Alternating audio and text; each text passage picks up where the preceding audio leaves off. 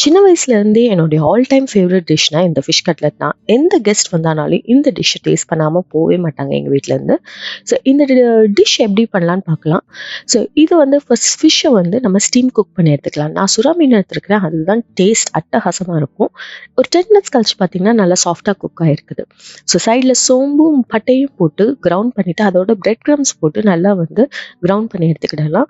And சின்ன வெங்காயம், மிளகாய் இதெல்லாம் வந்து சாட்டே பண்ணி அந்த டிரான்ஸ்லூசன்ட் ஆன உடனே குக் பண்ணி எடுத்துக்கலாம். இதெல்லாம் ஆறின உடனே ஃபிஷ்ஷை வந்து நம்ம வந்து போன்ஸையும் ஸ்கின்னையும் நல்லா செப்பரேட் பண்ணிவிட்டு டிஸ்கார்ட் பண்ணிடுங்க.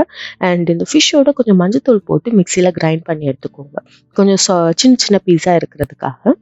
இதோட பாயில் பொட்டேட்டோஸ், அந்த அனியன்ஸ், அந்த பிரெட் க்ரம், அந்த சோம்பு மிக்சர் எல்லாத்தையும் ஆட் பண்ணி நல்லா மிக்ஸ் பண்ணிக்கோங்க. ஃபைனலாக ஒரு முட்டை போட்டு நல்லா பைண்டிங் கன்சிஸ்டன்சிக்காக முட்டை ஆட் பண்ணுறோம். இது எல்லாத்தையும் ஆட் பண்ணிவிட்டு நல்லா பேட்டிஸ் மாதிரி எடுத்துக்கலாம், இல்லை அந்த ஓவல் ஷேப் மாதிரி எடுத்துக்கலாம். ஒன்ஸ் இது எல்லாம் ரெடி ஆனோடனே ஒரு 10 மினிட்ஸ் ஃப்ரிட்ஜில் வச்சுட்டு நல்லா நீங்கள் வந்து ஃப்ரை பண்ணி எடுத்தீங்கன்னா உங்களுடைய ஃபிஷ் கட்லட் சூப்பர் அண்ட் யம்மியாக ரெடி ஆயிடுச்சு. கண்டிப்பாக செஞ்சு பார்த்துட்டு கீழே கமெண்ட் பண்ணுங்கள்.